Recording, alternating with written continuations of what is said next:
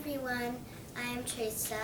In the last chapter I read you of Amelia and Bedelia makes a splash, book 11 with chapter 12. So today I will read you chapter 1 of Amelia and Bedelia digs in, book 12.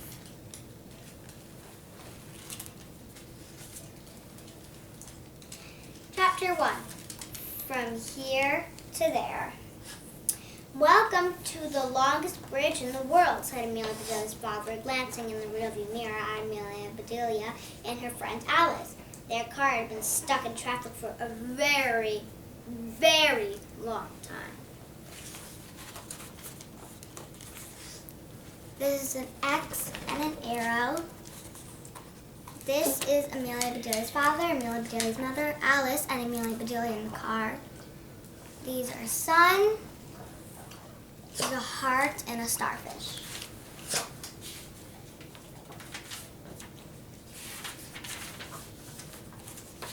Alice leaned over to Amelia Bedelia and whispered, "The longest bridge in the world? Says who?" "Says my dad," said Amelia Bedelia.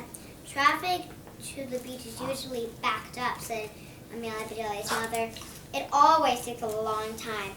"This isn't too bad." Amelia Bedelia's father lowered his window and breathed in the sea breeze. He shut his eyes, savoring the serenity. The blaring horn of a boat passing under the bridge startled Amelia Bedelia's father. Amelia Bedelia recognized the boat. "That's the Real Busy," she said. "Captain Will is welcoming us back to the shore." "Good thing I had my seatbelt on," her father said. "I would have gone right through the sunroof." "We don't have a sunroof," said Amelia Bedelia.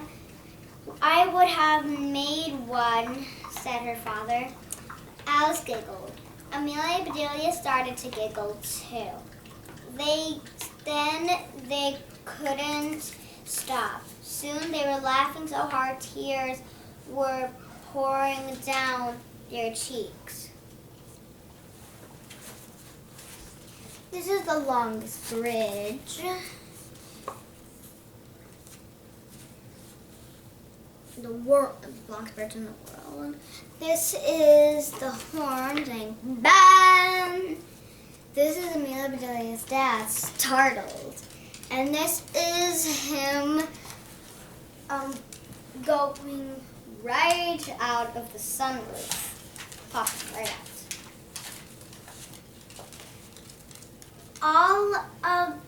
Of all the good things that had happened at Camp Echowood, becoming friends with Alice was the best. The only thing that had ever come between them was Amelia Bedelia's dog. Finally, he was snoozing in the middle of the seat. Amelia Bedelia wiped her eyes and looked out the window. She spotted Blackberry Island in the middle of the bay. Something was different. It looked as though a giant sailboat had run aground. "Hey, Mom," she said, "look at Blackberry." Amelia Bedelia's father jumped. He hadn't noticed that the traffic had started moving. "Keep your shirt on, pal," he yelled, glancing back at the honker. "There are two guys in that Jeep," Dad said Amelia Bedelia. Amelia Bedelia's father shook his head and began inching forward. This is a sign that says Camp Echowood, and it has hearts around it. This is Amelia Bedelia and Alice sitting in the back seat with Finally in the middle. These words are saying honk, honk, honk. And this is a shirt.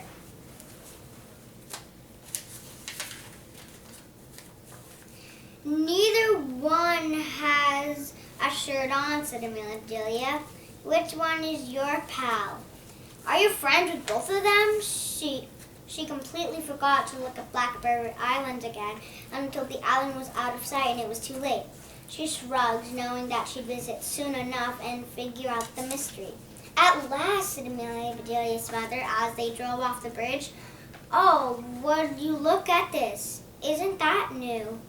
What had been a square park at the end of the bridge was now a roundabout with cars circling around. What a big improvement, said Amelia Bedelia's father. A traffic circle keeps cars moving. If our time on the bridge is shorter, does that make the bridge shorter too? Said Amelia Bedelia. Wait a second, said Alice. This isn't the world's longest bridge anymore. No fair. This is Amelia Bedelia looking back at the two guys in the Jeep. And this is a pirate ship in the middle of the roundabout. One thing that was the same was the Where-Amie. The pint-sized pirate ship was still on display, now in the center of the new circle. Amelia Bedelia pointed out the scorch marks on the wood from the accidental fire that had almost caused the Where-Amie to go up in flames. Amelia Bedelia told Alice how her cousin Jason and his crew of pirates had put out the fire by hurling beach balls filled with water at it. Jason is older than we are, added Amelia Bedelia. I was just about to ask, said Alice. I know, said Amelia Bedelia. Amelia Bedelia and Alice were on the same wavelength. Sometimes talking was unnecessary. It was like they were plunged onto each other's brains. Brains? Does Jason still think he's a pirate? Asked Alice. Oh no, his mother says he's moved on, said Amelia Bedelia's mother. Now what does Jason want to be? A Viking? Said Alice. Amelia Bedelia's father snorted and then started to laugh. Bravo, Alice, he said. This is Jason and his pirate crew. There's our pirate flag, a pirate skull, a parrot, Jason looking like a Viking, and Amelia Bedelia and Alice. Thanks. I needed a good laugh after all that traffic. Amelia Bedelia's mother's eyebrows were arching so high they would have gone through the sunroof if they had one. Amelia Bedelia could tell she was laughing to herself too. A block away from Aunt Mary's beach house, Amelia Bedelia's father stopped for some kids who were crossing the road to get to the ocean. From pirates to Viking, that's quite a career path, said Amelia Bedelia's father. Don't be ridiculous, honey, said Amelia Bedelia's mother. It makes total sense, said Amelia Bedelia's father. Pirates and Vikings both cruise around causing havoc and mayhem. That's the job description of every teenage boy. Jason isn't like that, said Amelia Bedelia's mother. Why don't you just ask him, said Amelia Bedelia, pointing at the kids in the crosswalk. Jason's right there in front of us. Before Amelia Bedelia's mother could roll down her window, Amelia Bedelia's father leaned on the horn. This is a pirate hat. This is a Viking hat. This is Jason and some of his friends with everyone in the car and Amelia Bedelia's father honking the horn. And it says, honk! Jason jumped into the air, dropping his towel and surfboard. His flip-flops flew off his feet. What?